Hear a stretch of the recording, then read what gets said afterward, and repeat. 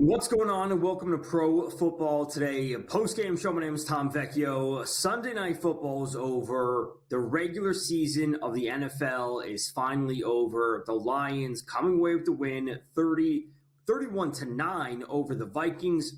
This game stays under the entire time. It was up at 56.5. That was just way too high for a divisional game, and not just a divisional game, but a game that had this much significance to end the regular season with the number one seed on the line. 56.5 was way too high. I spoke about it, many times throughout the day on various shows. 31-9, so 40 total points. The game stays under 56.5, and we do see, of course, the Lions cover as they were 2.5 or 3-point favorites, depending on where you got those lines. So we can recap this game. We can take an early look at the lines for the playoff matchups. Most of those are out. Obviously, we're waiting to see the Vikings-Rams matchup be posted.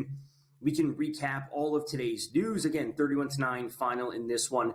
But let's get to some quick standout performances from this one. No one really on the Vikings did anything on offense. Sam Darnold's passing line was sitting up at 293.5 pregame. He ended with 166, just 3 catches from Justin Jefferson. Aaron Jones led the way with 5 catches. He only had 30 yards.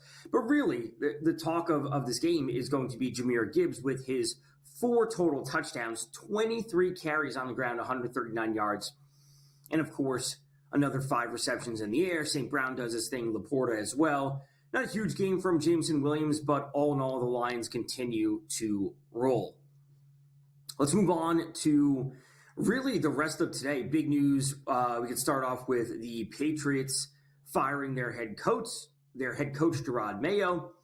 A lot of speculation that they are looking to get Mike Vrabel as their next head coach. We will see what that holds for them. But with the playoff odds set, and we do have the Vikings-Rams line already posted, just went up.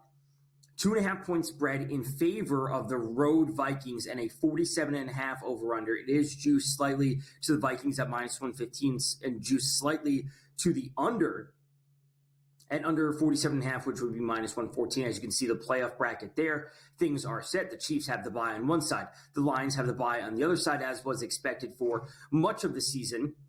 And this is obviously, and we have to remember that as that graphic showed there is the low seed going to, lowest remaining seed going to that team that has home field advantage. So it's not just that straight bracket. It's not just, this team wins, they will move on to play the Chiefs or the Lions. It's that low seed remaining going. So let's just jump in and take a look at these playoff lines, because immediately, the first one that I went to look to was Packers at Eagles. It's a 4.5 point spread in favor of the home Eagles. It's a 46.5 over-under, and the total is what I'm most interested in.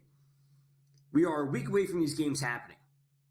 That's the first note. The second note I want to make very clear, as I've said on many shows for a number of years at this point, I'm not a meteorologist. So what I am saying is based on what I am reading and what I am seeing. There's a chance that a lot of this information may change come next Saturday. But as of now, there are reports that Philadelphia could be dealing with rain, sleet, snow, depending on what the temperature is, and heavy winds next Saturday afternoon. 4:30 start for this game. It is a 46.5 over-under. I'm already in on the under. Now, I am getting in on the under, hoping that as the week goes on, this weather will, come to fruition, and everyone will start hammering the under, and we'll get good closing line value. And there's a chance that the weather isn't as bad as it is, anticipated, and the line stays at 46.5 or 46, whatever it might be, and that it is what it is. That happens. Everyone's going to lose bets. Sometimes you're going to get a lot of closing line value. Sometimes you're not. I'm in a spot where I'm going to try and be ahead of the curve and hope that this weather does actually impact this game, and we'll see this line drop to 44, 43.5, whatever it might be. So that's the first game there. The Bills line, depending on where you got it initially, the Bills opened up, I think it was at 7.5. They moved to 8.5 already. And a lot of people are saying just very simply, and the same thing can be said about the Ravens and the Steelers. I believe that game was also 8.5. It's now to 9.5 in favor of the Ravens. Just very clearly, the Bills are better than the Broncos. They just are. And if you got them at 7.5, congrats. it's probably not going back to 7.5. And the same thing can be said about the Ravens at 8.5. Now, this game probably, I'm going to say, doesn't move to 10. That would be a bit of a stretch, especially for a divisional matchup in the first round of the playoffs. This probably does not move to 10, considering, for the large part, how the Steelers have played the Ravens outside of this most recent game that they played just a couple of weeks ago. But I wouldn't say that game moves to 10. Would the Broncos-Bills game move back to 8 from 8.5? Maybe. That I could see happening. Now, when it comes to the Chargers and the Texans at 4:30 on Saturday to get the playoffs started, this is the classic spot for the Texans playing at 4:30 on a Saturday. This game is a 43.5 over-under. It's the lowest of any game in the first weekend of the playoffs, 43.5. It's also a 2.5-point spread, which is tied for the closest spread along with that Monday night game, Vikings at the Rams. Now, the Texans played their starters. We already have passing props out for these. We already have player props out for these. This is my first time seeing them. Wow, we have a ton for at least this Chargers-Texans game. Let's check some of these other games because, okay, so we have nothing out for – we at least have Chargers-Texans, which I'm immediately surprised about. So for the Chargers today, they actually had motivation to play and win. We know that. The Texans were locked into their 4th spot, but as I mentioned throughout the week, the Texans were going to have their starters out there for at least the beginning portion of the game because they needed to build some offensive consistency heading into the playoffs because they got shut out essentially last week or on Christmas when they only had the 2 points via the safety versus the Ravens. So the Texans needed to go out there today and at least look good on offense. And that's what they did. Nico Collins came away with a touchdown. So seeing these props for the first time, man, 231.5 for Stroud, 228.5 for Herbert. These are some pretty modest lines. Joe Mixon's at 74.5. Dobbins is at 65.5.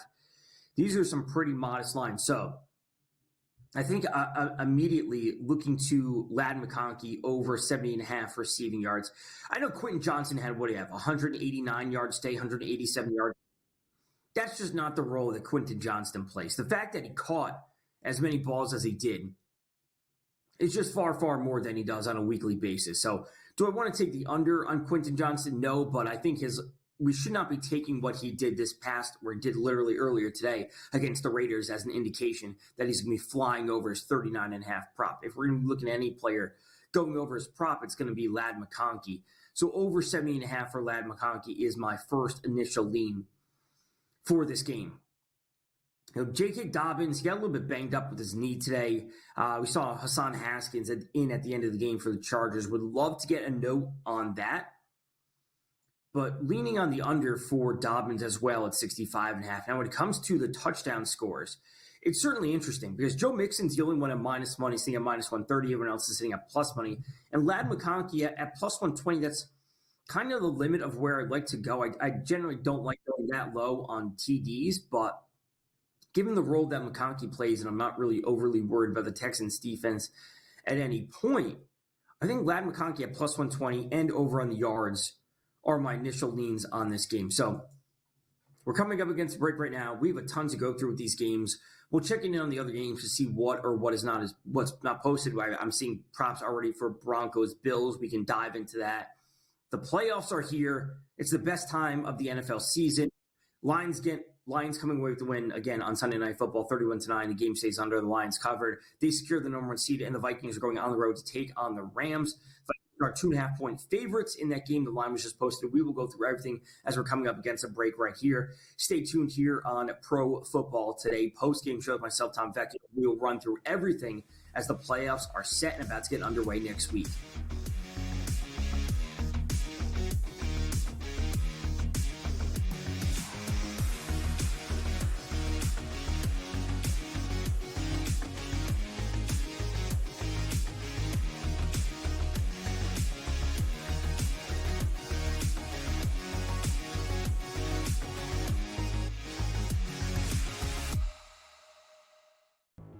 We'll be right back. It's time for a SportsGrid 2-minute drill. Time now to play a little buy or sell.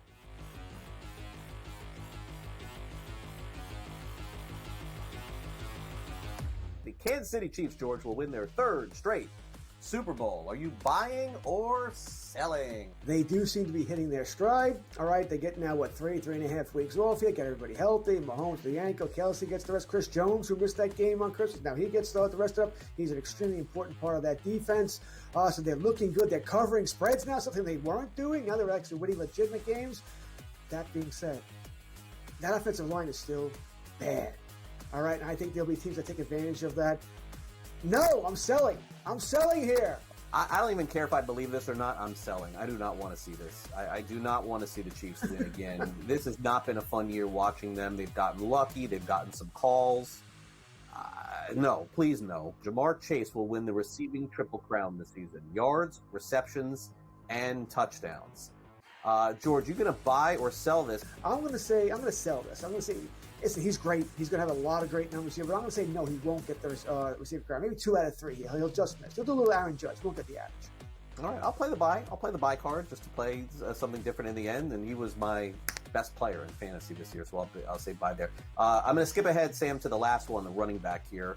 Bucky Irving, who's been fantastic for Tampa Bay, will be a top 8 running back in drafts next season. Is this buy or sell? Assuming everybody comes back, Godwin, Evans, Mayfield, I see no reason why they wouldn't. I'm going to buy this, Craig. I'm going to buy. I think Bucky Irving is going to be that guy. It's a heavy passing offense, lots of touchdowns. Buy. Fantasy Sports Today, your weekend source for year-round fantasy insights, 8 a.m. to 11 a.m.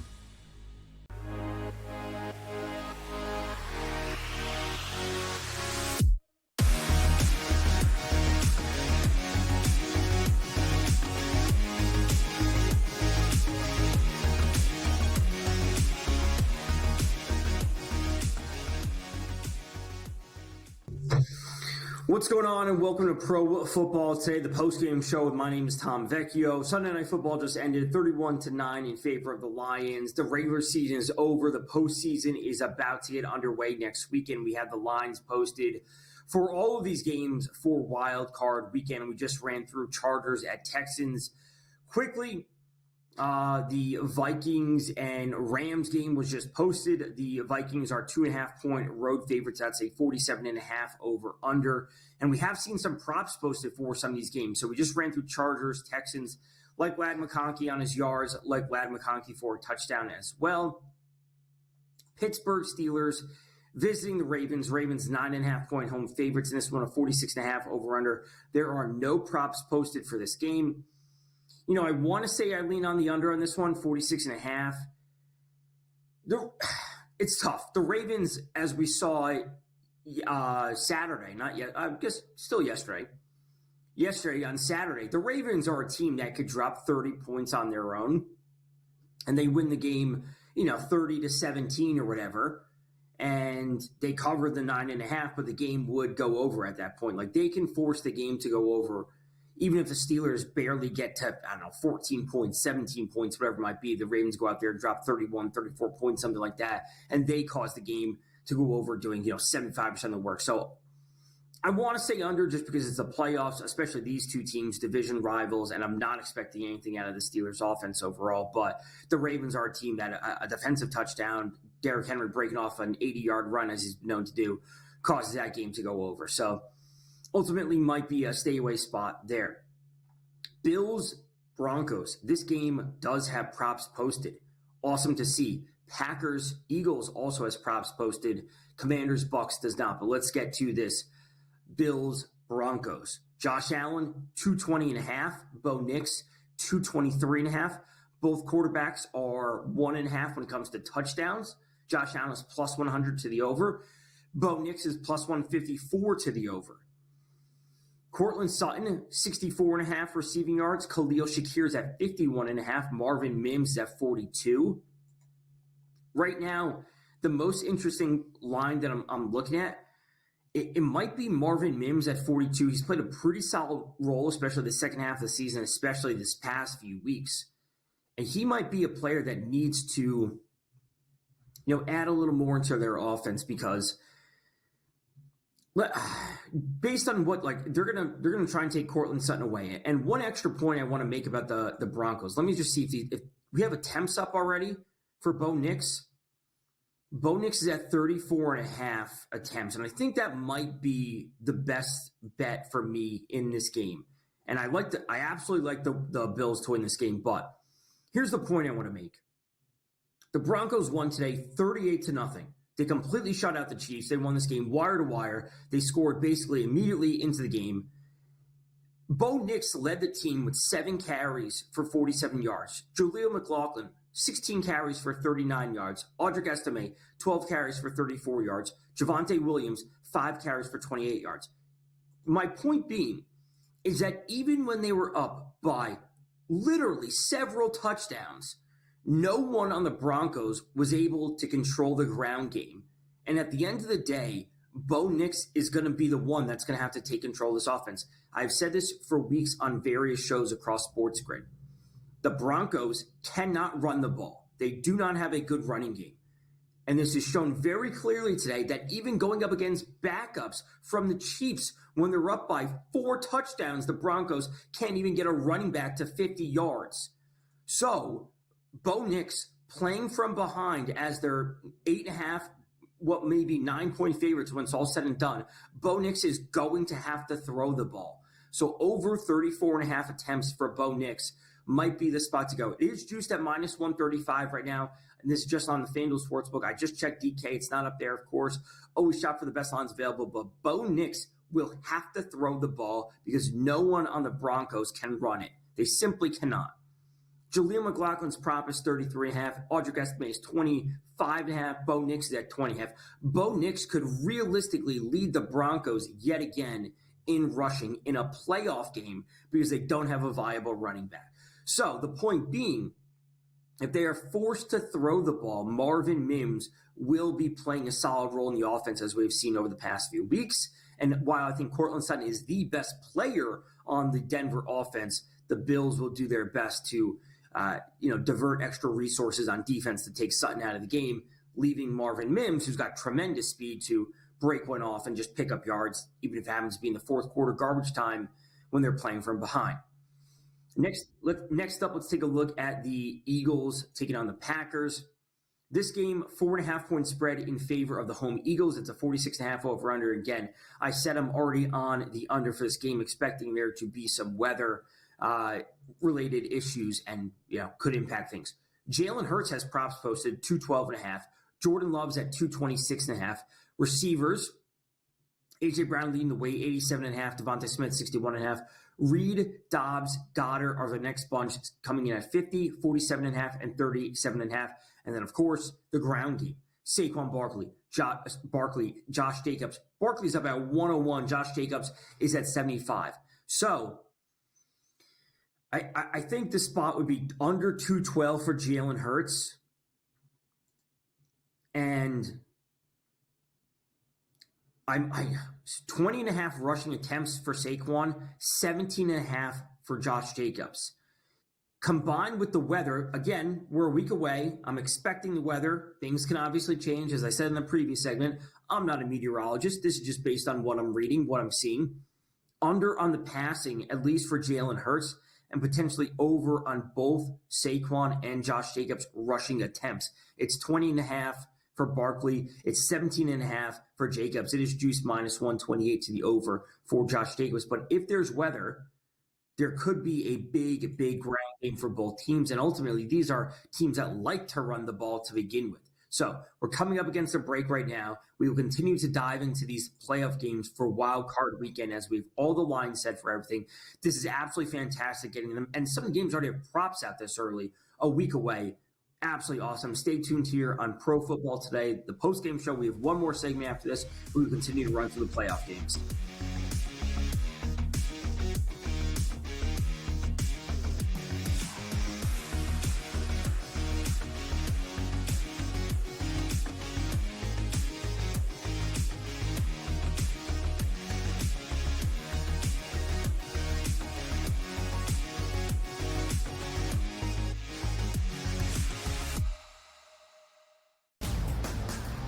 There's a lot of bowl games. I love all of them. Even if you don't like bowl games, you got to love the Pop-Tarts Bowl and what it means for college football. Who doesn't get excited for Pop-Tarts? But also, This is one of those where, Ben, I guess you could put your kids through college.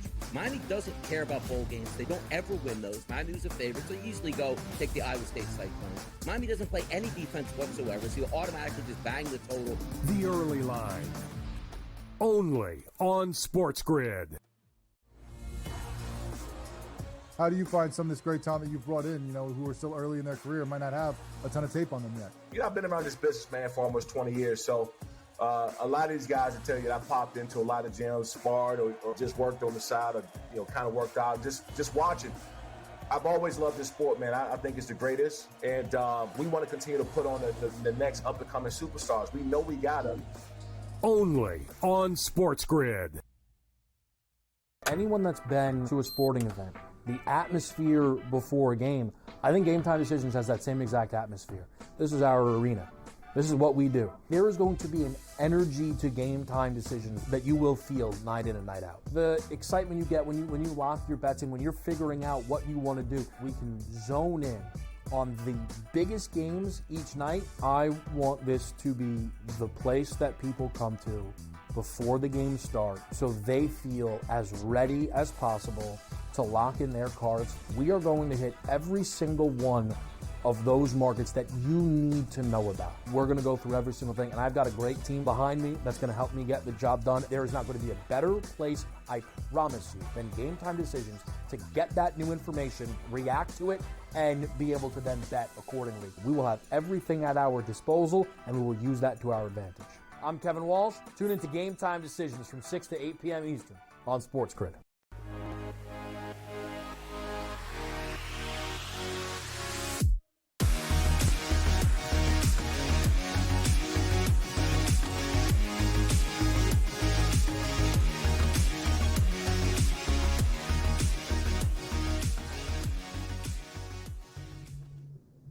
What's going on? Welcome to Pro Football Today. Post-game show. My name is Tom Vecchio. Sunday Night Football is over. The NFL regular season is over.